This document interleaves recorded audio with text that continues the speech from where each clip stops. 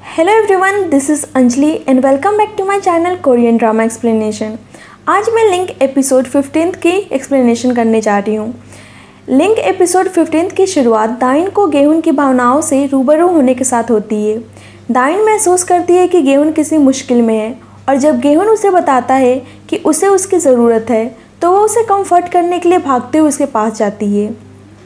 यहाँ दाइन को धीरे धीरे महसूस होता है कि गेहुन भी उसके साथ उसकी सारी फीलिंग्स को महसूस कर रहा है और उसे याद आ जाता है कि गेहुन सही बोल रहा था कि वो भी उसके इमोशन को सेंस कर सकता है। बाद में दोनों अपने डिस्कवरीज पर चर्चा करने के लिए बैठते हैं कि लोग इतने हार्टलेस कैसे हो सकते हैं।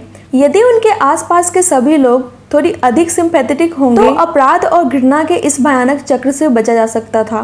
बाद में गेहुन दाइन से कहता है कि वो पहले ठीक थी, वो दोनों एक साथ नहीं हो सकते हैं और ये सबसे अच्छा है कि वो दोनों ब्रेकअप कर लें। ये सुन के दाइन उसे किस करती है और उसके इस सजेशन से सहमत होती है। यहाँ हम देखते हैं कि दोनों का दिल टूट चुका होता है, लेकिन सिचुएशन को देखकर वो एक दूसरे से अलग रहना ही ठीक समझते हैं। रात में दाइन खुद को रोक नहीं पाती है और वो गेहुन की विंडो की तरफ देखती है और वो नोटिस करती है कि गेहुन के रूम से कोई रोशनी नहीं आ रही है और वो समझ जाती है कि गेहुन यहाँ पर नहीं है। दूसरी साइड हम गेहुन को देखते हैं जो वो भी बेचैन ही दिखता है। पुलिस चीफ ऑफिसर जंग को कॉल करते हैं लेकिन उनका कॉल नहीं मिल रहा होता है।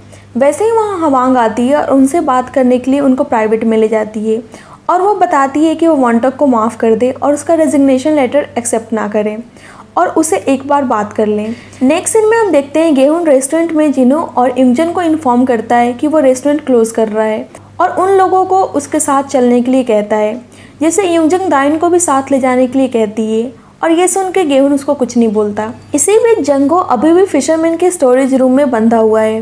वो अपने दोस्त से उसे और फिर खुद को मारने के लिए कहता है क्योंकि अब उसके लिए कोई रास्ता नहीं बचा हुआ था। यंग हुन उर्फ फिशरमैन इस सुझाव पर गुस्सा होने लगता है। अगले दिन हम देखते हैं कि जब ऑफिसर जंगो के बारे में कोई खबर नहीं मिलती है तो पुलिस स्टेशन में हलचल मच जाती है। इसी बीच दाइन को जिनहुन से पता चलता है कि गेहुन ने रेस्टोरेंट को बंद करने का फैसला किया है। रात में वो इस बारे में सोच सोच के बहुत रो रही होती है। दाइन बाद में अपनी फीलिंग्स को छुपाने के प्रयास में अपनी फैमिली के साथ नॉर्मल बिहेव करती है और खुद को खुश दिखाती है ताकि गेहुन भी उसके साथ खुश महसूस करे। दूसरी ओर गेहुन वहाँ से जाने के लिए अपनी चीज़ें पैक करता है। यहाँ हवांग और वॉन्टक एक दूसरे के लिए अपनी फीलिंग्स को शेयर करते हुए दिखाई देते हैं जब वो उसे पुलिस स्टेशन से वापस लाने की कोशिश करती है। इसके बाद वॉन्टक हवांग के कहने पर पुलिस चीफ से मिलने जाता है और उनसे बात करता है। पुलिस चीफ कहते हैं कि वो रिग्रेट कर रहे हैं जो उन्होंने कुछ साल पहले किया था और वो उसे कहते हैं कि अगर वो रियल कल्प्रिट को ढूंढ देगा तो वो उसको माफ़ कर देंगे और वो खुद इस पोस्ट से रिज़ाइन कर लेंगे। हम देखते हैं कि जैसे जैसे चीज़ें बॉक्सों में रखी जा रही होती है रेस्टोरेंट खाली होता जा रहा होता है और वैसे वैसे आस पड़ोस के लोगों को भी खालीपन महसूस हो रहा होता है। दूसरी तरफ हम दाइन को भी अपने अंदर खालीपन महसूस करते हुए देखते हैं। जैसे जैसे समय आगे बढ़ता है और गेहुन को भी अपने रेस्टोरेंट खोलने के लिए एक नया प्लेस मिल जाता है, दाइन भी खुद को बिजी रखने के लिए कुछ ना कुछ करती रहती है।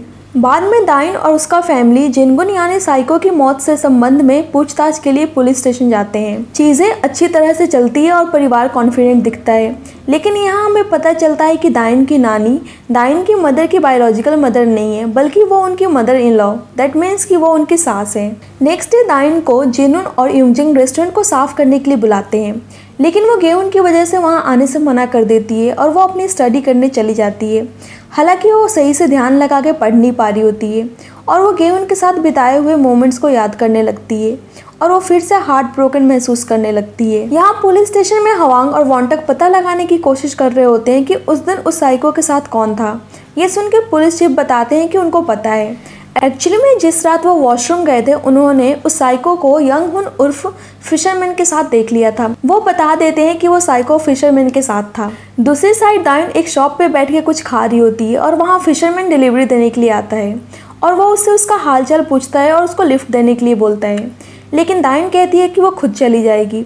जब फिशरमैन अपनी कार को ओपन कर रहा होता है तो उसे टाइम नहीं लगता है याद आते हुए कि ये वही आदमी है जिसने उस रात उसे और गेयंग को किडनैप करके रखा था। दाइन समझ गई थी कि अगर वो अभी बता देगी कि उसे सब कुछ याद आ गया है तो वो उसको मार डालेगा, इसलिए वो उसके सामने बहुत नॉर्मल बिहेव करने की कोशिश करती है और वहाँ से उसको ग्रीट करके चली जाती है। फिशरमैन को उस पर शक हो रहा होता है और उसको पता चल जाता है कि डायन को सब कुछ याद आ गया है। डायन एक सुनसान गली से जा रही होती है और अपनी मदर और नानी को कॉल करती है कि वो दोनों उसे लेने के लिए आए। दूर से फिशरमैन उसे जाते हुए देख रहा होता है और वो अचानक से उसके पीछे भागता है।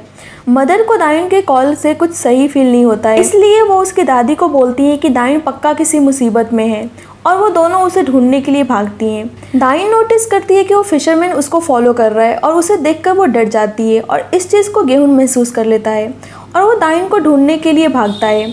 डायन फिशरमैन से बच के भागी रही होती है कि इसी चक्कर में उसका फ़ोन वहीं पे गिर जाता है। गेहून वॉन्टक को कॉल करके डायन के बारे में बताता है कि वो किसी मुसीबत में है। ये सुन के वॉन्टक और वहाँ पे बैठे पुलिस स्टेशन में सभी लोग डायन को ढूंढने के लिए भागते हैं। गेहून उसे कॉल कर रहा होता है और डायन का फ़ोन वहीं आसपास रिंग करते हुए सुनाई देता है और वो उस फ़ोन को रोड पे पड़ा हुआ देखकर डर जाता है। दूसरी साइड हम डायन को देखते हैं जो फिशरमैन से बचकर एक शॉप में जाकर छुप जाती है। ये देख के कि डायन उस फिशरमैन से छुप रही है, शॉप का ऑनर पुलिस की हेल्प लेने के लिए कहता है। कुछ देर बाद वो फिशरमैन उसी शॉप में पहुंच जाता है और वो शॉप ऑनर को चुपके से पुलिस को कॉल करते हुए देख लेता है और उस पर अटैक करके उसको बेहोश कर देता है और वहाँ छुपी हुई डायन को देख लेता है।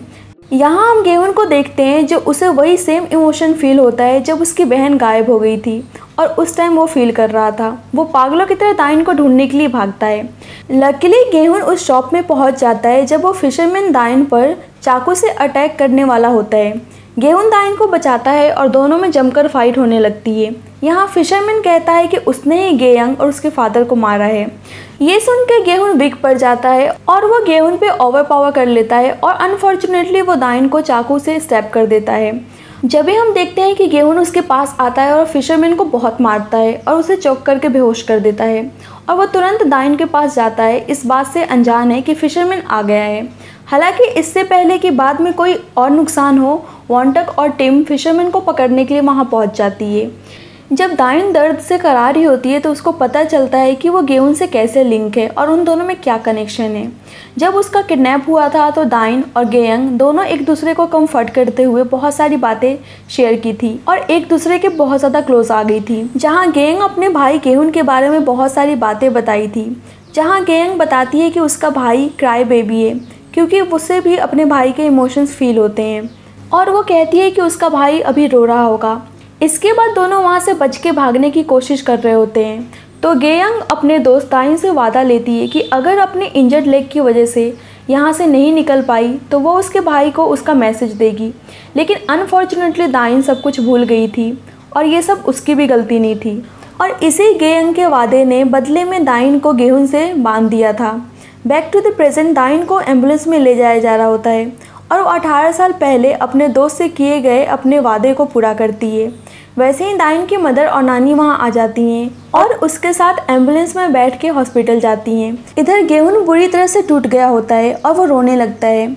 यहाँ डायन उसे बता दी होती है कि गेयंग उससे बोल रही थी कि उसके मिसिंग होने में उसका कोई भी फॉल्ट नहीं है, इसलिए वो ब्लेम खुद पे ना ले और वो चाहती है कि वो हमेशा हंसता रहे, ना कि क्राई बेबी बन के रहे। वो अपनी बहन के बारे में सोच कर इतना डूब गया होता है कि उसको अपनी बहन दिखाई देने लगती है और वो उसको गले लगा के बहुत रोता है और ये एपिसोड यहीं पे ख़त्म हो जाता है।